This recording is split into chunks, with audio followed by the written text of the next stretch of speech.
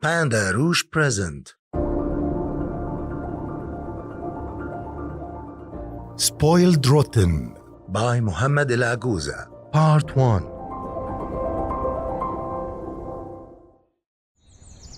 In one of the upscale neighborhoods in Egypt, specifically in Heliopolis, in the Egyptian capital, Cairo, a property at number 5, apartment 12, it consists of 2 bedrooms and a spacious reception area. The dining room is classic, adorned with niches filled with silverware, crystal glasses, all sparkling and meticulously arranged. The living room is furnished in high-end French style and painted in gold, executing elegance and sophistication. The bedrooms are tidy, with everything in its place, and the clothes neatly ironed. You could say it's a luxurious apartment that is pleasing to the eye, reflecting the precision and order lines of its residents. Mustafa, a young Egyptian in his late 20s, is handsome and easygoing. His passion for law led him to become a skilled lawyer. He has lived his entire life in this apartment with his mother, Zuzu, the loving Egyptian mom. Although today is his day off, he was in a hurry to join his friend at the club to play a soccer match and swim in the pool. Before he heads out, Mustafa starts asking his mother about the whereabouts of his clothes and requests her to prepare food quickly so he can make it on time with his friends. Where are my socks? Mom, where are the socks? I put them here yesterday. And oh, don't forget the food. I have a soccer match, I gotta go. Mama Zuzu begins preparing the clothes he will wear and places food on the table. They sit down together to eat.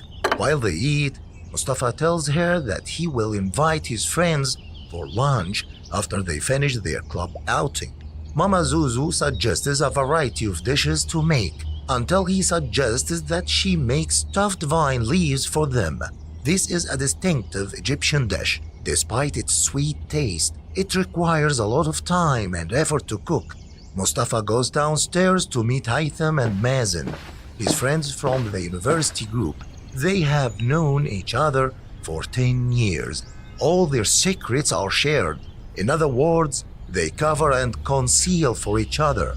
When Mustafa first gets out, he argues with Haytham and Mazen because he kept them waiting all this time. They only calm down when he promises them a big feast prepared by Mama Zuzu after they return from the club. The 3 of them get into their car and head to the club, determined to win the match. On the way, they play a popular Maharanat song, which is a type of music widely spread in Egypt, especially among the youth.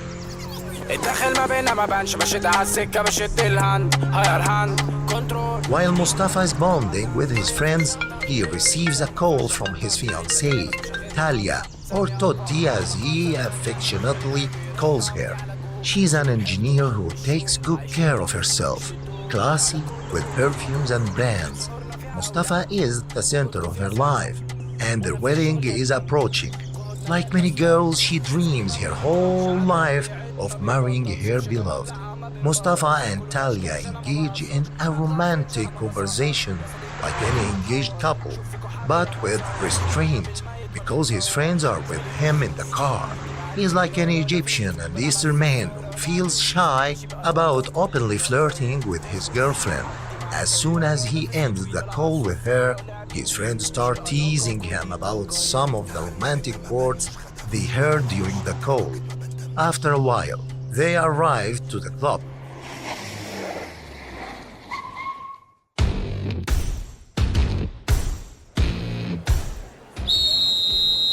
The match begins with attacks here and there, and the ball going back and forth.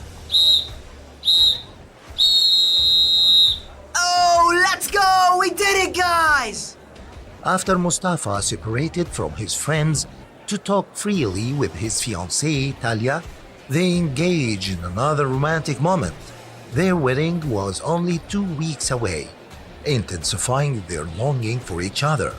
As soon as Mustafa saw his friends approaching from afar, he ended the call with Talia after arranging to meet her at 8 p.m. to go out together.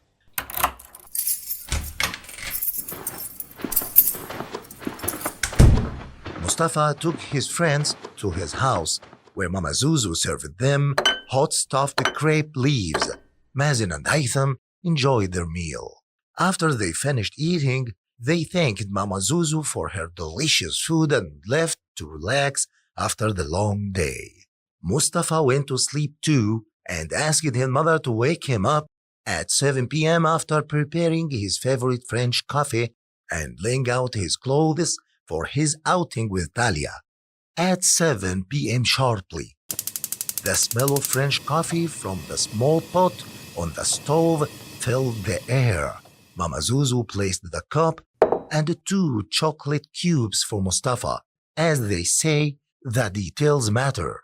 She gently woke him up, and after he finished his coffee, she had his outfit ready for him. Mama Zuzu asked Mustafa to clear his schedule for tomorrow so she could go get his outfit and wedding preparations ready, wanting him to deliver them to her apartment by the end of the day. However, Mustafa told her he wouldn't be able to because he was too busy with work and wanted to finish it before the wedding. So Mama Zuzu decided to take the gatekeeper's wife with her instead. زي دلوقتي السنة اللي فاتت. Meanwhile, Talia was checking her appearance and waiting eagerly for Mustafa to arrive to go out together. However, her mother was annoyed because they spent too much time together and she wasn't comfortable with this engagement in the first place. She thought Mustafa wasn't used to being told no and expected all his requests to be met quickly. When Mustafa arrived at Talia's house, he called her to come down. She took a minute to fix her hair with her outfit and apply the perfume Mustafa liked before rushing to the car with him.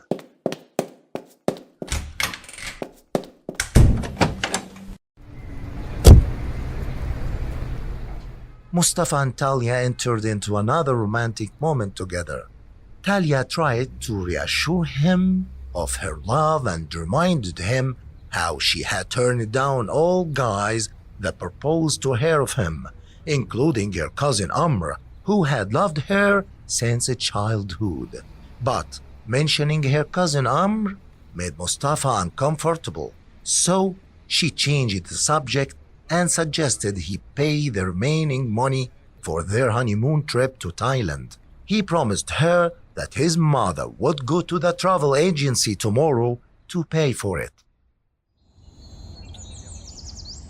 Next morning, Office of Mr. Murad Shokri for legal consultation and advocacy is one of the promising offices with a good reputation.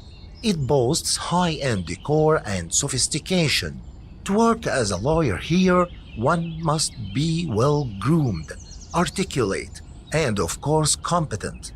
These are the qualities that Mustafa and his colleagues Ahmed and Malika possess. As soon as Mustafa enters the office, all his colleagues congratulate him on his wedding except Malika.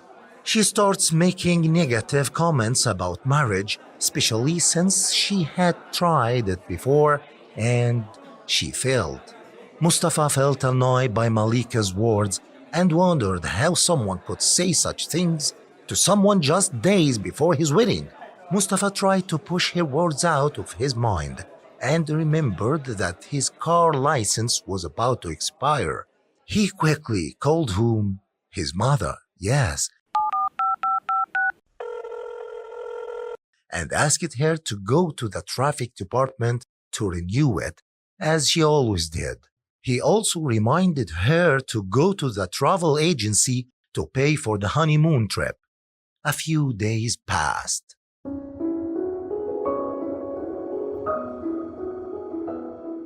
And Mustafa's excitement and anticipation grew for the day he would reunite with Talia after 2 years of engagement filled with sweet memories. He called his beautiful bride Talia, a long romantic conversation full of passion. At the end of the call, they agreed that this would be their last conversation until he came to pick her up from the saloon on their wedding day. As is customary in Egyptian weddings, to intensify their longing. Finally, the day arrived that Mustafa and Talia had been waiting for 2 years. Their wedding day. Like all Egyptian weddings, it started around 7 or 8 p.m.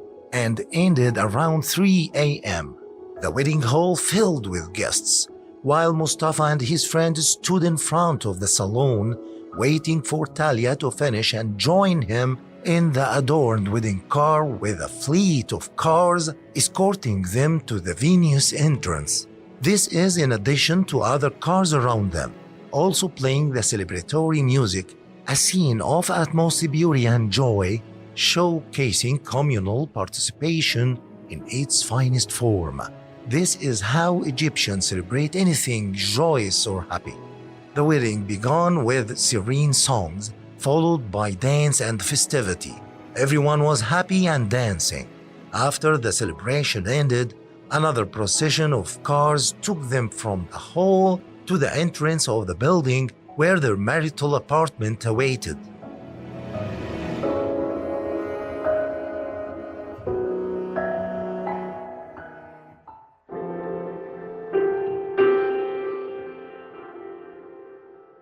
All the people left.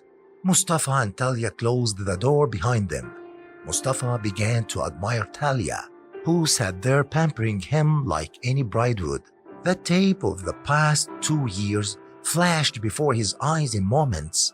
Despite the happiness, there was a feeling of tension.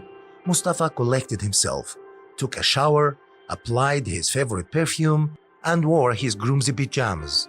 After finishing, he started thinking, would Talia be surprised?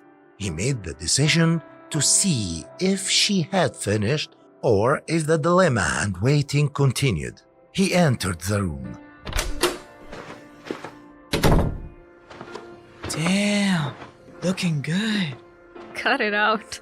You make me shy. Mustafa spent time complimenting Talia, telling her that she brought joy, charm, and elegance to their lives. She reciprocated, saying Mustafa also did great work and their wedding was one of the most beautiful celebrations. A new life and a leap filled with happiness and joy. As for their trip to Thailand, despite the distance, it was a very romantic journey. Sea and colors, pure beauty in water and green mountains. Something like that makes you inevitably love the person you are with. Playing, jumping, riding elephants, and capturing great photos, beautiful memories, and days passed. Then they returned to Egypt.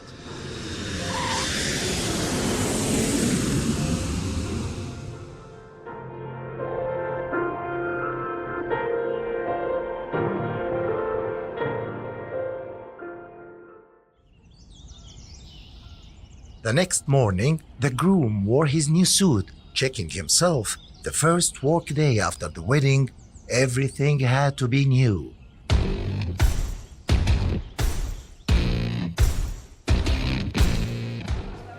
All his colleagues congratulated him on his wedding. However, Malika noticed his elegance. MashaAllah! Everything seems perfect. Tell us, how's marriage life treating you? Everything's great. A new atmosphere and a different life. The groom was restless the whole day. The first day of work after the holiday is usually tough. He keeps looking at the clock every now and then.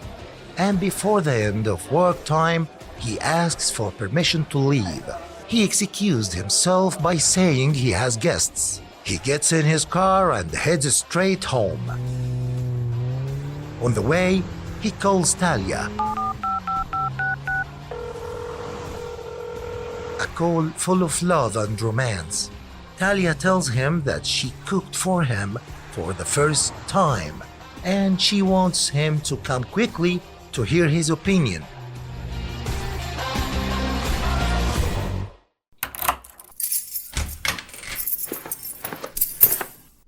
Mustafa arrives home and changes his clothes.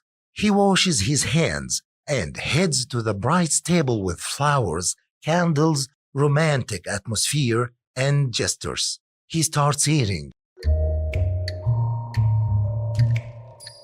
But he is shocked by the taste of the food. Talia is still a beginner in cooking. What kind of food is this next to the food of Mama Zuzu that I'm used to?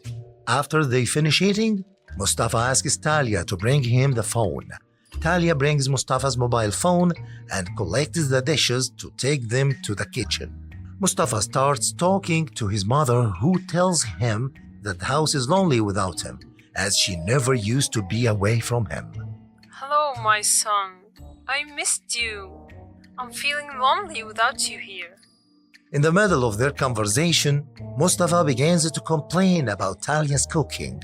She tells him to come and eat with her whenever he wants.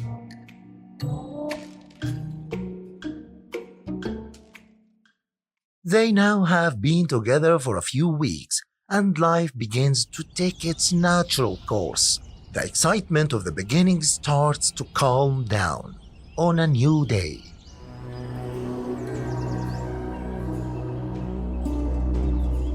Mustafa prepares to go to work and wakes up Talia, who was sleeping, to prepare his clothes for him, and asks her about his black trousers. But Talia tells him it's in the laundry and haven't been washed yet. This really annoys Mustafa, especially since every time he asks her about something from his clothes, he finds it either in the laundry, still on the line, or the dry cleaners. This makes him feel that she is not interested in him or his dressing. So he argues with her, and unusually, Mustafa wears the clothes he wore yesterday. He slams the door and goes downstairs quickly and gets into his car while talking to himself. Mustafa arrives to work, and it looks like he's still not over it. The tie is not right, and he looks all messed up like this. And as soon as he enters work, Malika noticed the significant change in him and starts asking, Good morning, Mustafa. Why do you look different from the usual? It seems the marriage is going good, right? but Mustafa avoids responding to her.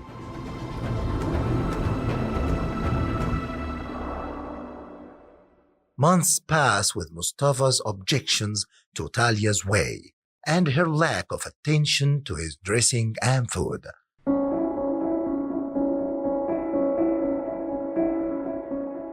Talia feels she is doing her best and more, but doesn't know how to please him. Malika seizes the opportunity to get closer to him and ask about his problems.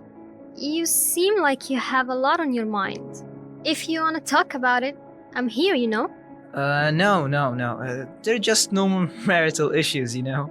Mustafa and Talia continue to argue and be distant as usual. Talia calls Mustafa, but he doesn't want to answer. He silences his phone. But seconds later, she calls again, so he reluctantly answers. Hello, Mustafa. I need you to come home without going to your mother's as usual.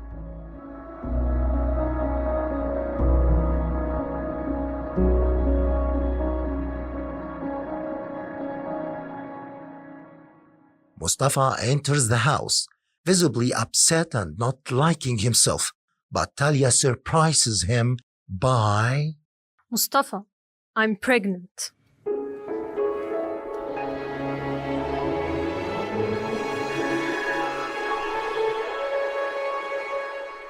What the No, you're playing with me, right? No, there's no way. Are you You're pregnant? Are you serious? Yes, I'm damn serious. Suddenly, Mustafa's mood changes. He becomes ecstatic with happiness, reconciles with Talia, and invites her to dinner outside.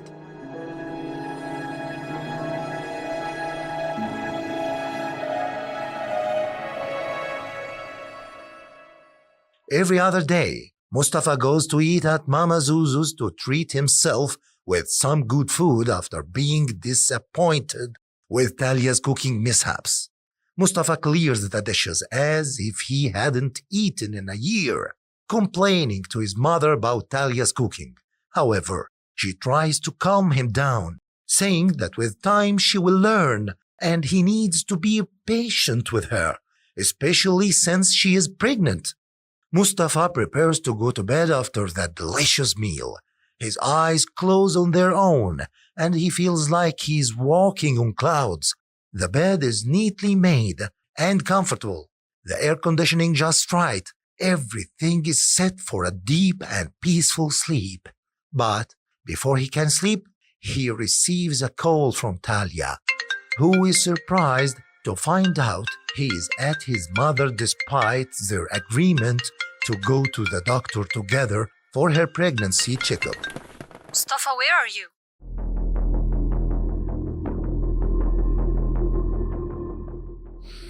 You know where I'm at. I'm at my mother's. Huh, it seems like you forgot our doctor's appointment. Hey, don't you raise your voice. I'm tired, I want to sleep. So go figure it out. And I'll call you when I get up. Bye. Talia loses hope, closes the phone feeling upset by his behavior.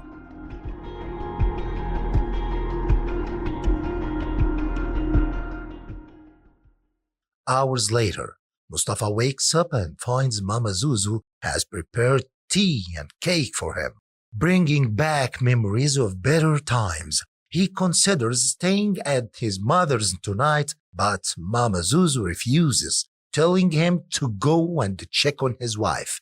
Mustafa leaves Mama Zuzu's place with slow, calm steps, longing for the return of those peaceful, comforting days he spent in the quiet home. He drives his car calmly through the relatively empty streets of Cairo at night, arriving home.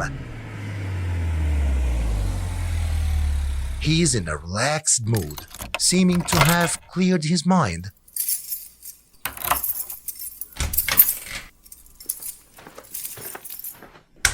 However, when Talia sees him like this, she immediately engages him in a heated argument. Do you even consider yourself a man? Leaving your pregnant wife alone just to go and fill your fucking belly? I'm afraid that you'd consider yourself as a future dad. I don't know why you're making such a mess. It's not good for the baby. Calm down, babe. Calm down. The next morning dawns without anything new. Silence hangs over the house, with everyone keeping their distance from each other. Mustafa dresses for work and heads out, wearing a look that reflects his current state and what he has come to.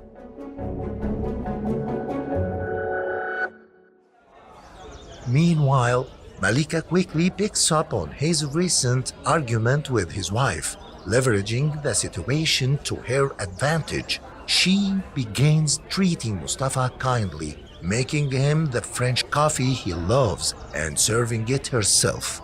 Mustafa really appreciates the coffee and thanks Malika. She tells him that if he ever feels upset or needs to talk about anything, he can talk to her anytime. After a while, Mustafa heads downstairs for a court session. Once it concludes, his phone rings and he finds Malika on the line, checking up on him. Hi, Mustafa. How are you? You seemed upset. Is everything alright? Yeah, I'm much better now. Thanks for asking. And also thanks for the coffee. It was really good. After calling, on his way back home, Mustafa is still pondering over the ongoing dispute. He thinks about how to handle the situation, especially since his mood has improved since morning. He decides to call Talia to reconcile and not escalate the matter, calling her. He asks if there is anything she needs him to bring on his way home. However, she's still upset with him and tells him she doesn't need anything.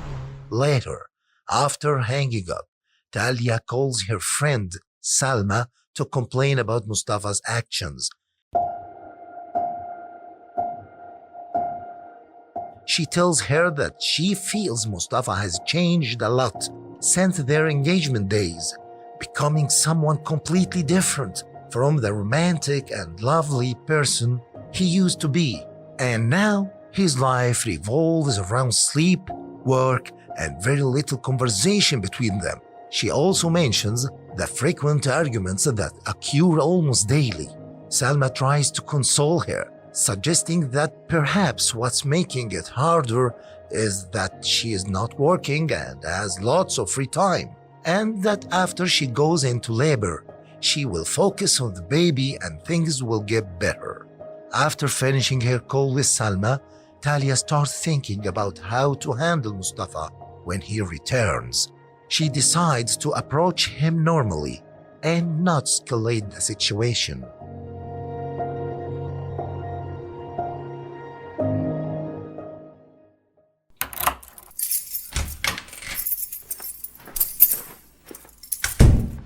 Mustafa returns home and they talk to each other casually. Hey, Talia. Have you made dinner? Yeah, I made pasta with baked chicken. Just like every day, eh? Yeah, okay. In his mind, he recalls the taste of Mama Zuzu's food, quickly realizing the comparison and its inevitable impact. Mustafa finishes his meal swiftly, washes his hands, and heads to his room to rest,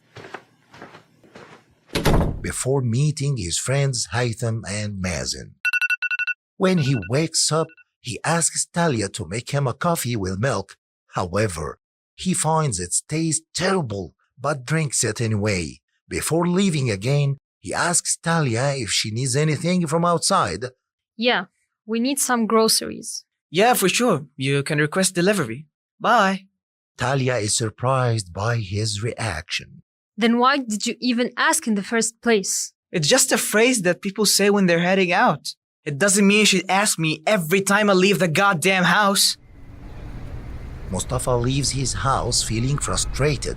Before getting into his car, he stops by a mini market at the beginning of the street to buy some chewing gum to get rid of the taste of the coffee that bothered him. On the way, he decides to call Malika. At first, he stumbles and doesn't know what to say. Then, Hey, Malika. Just calling to tell you how good your French coffee was. I'd like to taste it again, if you don't mind. Of course, Mustafa. I'd love to. Mustafa goes to a cafe to meet his friends Haytham and Mazen. He starts complaining to them about Talia and her demands. He tells them he regrets getting married and wishes he could go back to being single again. He thought marriage would be different, but instead found himself burdened with responsibilities and constant demands. It's a Thursday, the last day of the week before the weekend.